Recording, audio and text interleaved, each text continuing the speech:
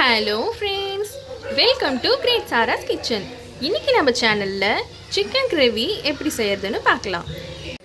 இன்றைக்கி நாம் 1 kilo chicken gravy தான் செய்ய போகிறோம். அது செய்ய தேவையான பொருள்: ஒரு பூண்டு எடுத்துக்கோங்க, ஒரு 2 இன்ச் இஞ்சி எடுத்துக்கோங்க, 2 பச்சை மிளகாய் எடுத்துக்கோங்க, ஒரு 2 துண்டு தேங்காய் எடுத்துக்கோங்க, 1 டேபிள் ஸ்பூன் மிளகு எடுத்துக்கோங்க, 1 டேபிள் ஸ்பூன் சோம்பு எடுத்துக்கோங்க, 1 டேபிள் ஸ்பூன் சீரகம் எடுத்துக்கோங்க, ஒரு கொத்து கருவேப்பிலை, ஒரு கொத்து புதினா, ஒரு கொத்து கொத்தமல்லி எடுத்துக்கோங்க. இப்போ நம்ம தாளிக்க போகிறோம். தாளிக்க தேவையான பொருட்கள்: ஒரு 2 பிரிஞ்சி இலை எடுத்துக்கோங்க, ஒரு ஏலக்காய் எடுத்துக்கோங்க, ஒரு அன்னாச்சி பூ எடுத்துக்கோங்க, 3 கிராம்பு எடுத்துக்கோங்க, ஒரு 2 துண்டு பட்டை எடுத்துக்கோங்க, ஒரு 2 பச்சை மிளகாய் எடுத்துக்கோங்க, 3 வெங்காயத்தை சின்ன சின்னதாக கட் பண்ணி தனியாக எடுத்து வச்சுக்கோங்க, ஒரு 3 தக்காளி எடுத்து கட் பண்ணி தனியாக எடுத்து வச்சுக்கோங்க. ஒரு கடாயை நல்லா சூடுபடுத்தி அதில் தேவையான எண்ணெய் ஊற்றி நல்லா சூடுபடுத்திக்கோங்க. அதோட நம்ம வச்சுருந்த ஹோல் ஸ்பைசஸை சேர்த்துக்கோங்க. 2 பிரிஞ்சி இலை, ஒரு 2 துண்டு பட்டை, ஒரு ஏலக்காய், ஒரு அன்னாச்சி பூ. இது நல்லா பொரிஞ்சதும் நம்ம வெங்காயத்தை இதோடு சேர்க்க போகிறோம். நம்ம கட் பண்ணி வச்ச 3 வெங்காயத்தை இதோடு சேர்த்து நல்லா கோல்டன் ப்ரௌன் வர அளவுக்கு நல்லா வதக்கி எடுத்துக்கோங்க. வெங்காயம் நல்லா வதங்கிடுச்சு.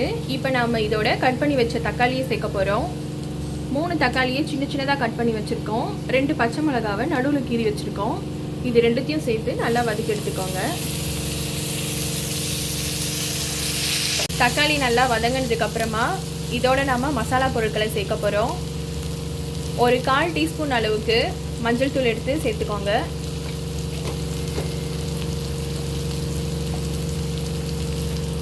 வீட்டிலேயே அரைச்ச குழம்பு மிளகாய் தூள் ஒரு 3 டேபிள் ஸ்பூன் எடுத்துக்கோங்க. மிளகாய் தூள், மஞ்சள் தூள் நல்லா வதக்கி விட்டதுக்கு அப்புறமா அதை அரைச்சி வச்ச மசாலாவை சேர்த்துக்கோங்க. சேர்த்து நல்லா வதக்கி விட்டுடுங்க.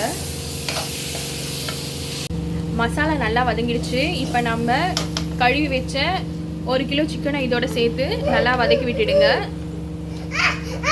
சிக்கன் மசாலாவோட சேர்ந்து நல்லா வதங்கிடுச்சு. இப்போ நம்ம இதோட தண்ணி சேர்க்க போகிறோம். தேவையான அளவுக்கு தண்ணி சேர்த்து நல்லா கலந்து விட்டுடுங்க. இதோட நம்ம தேவையான அளவுக்கு உப்பு சேர்த்துக்கோங்க. இந்த அளவுக்கு உப்பு சேர்த்துக்கிறோம் நாங்கள். நல்லா கலந்து விட்டுடுங்க.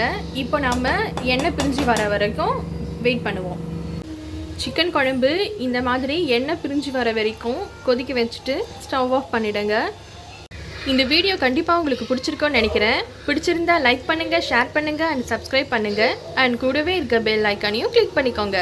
அப்போ தான் நான் போடுற ஒவ்வொரு வீடியோவும் உங்களுக்கு உடனே வரும். பாய்.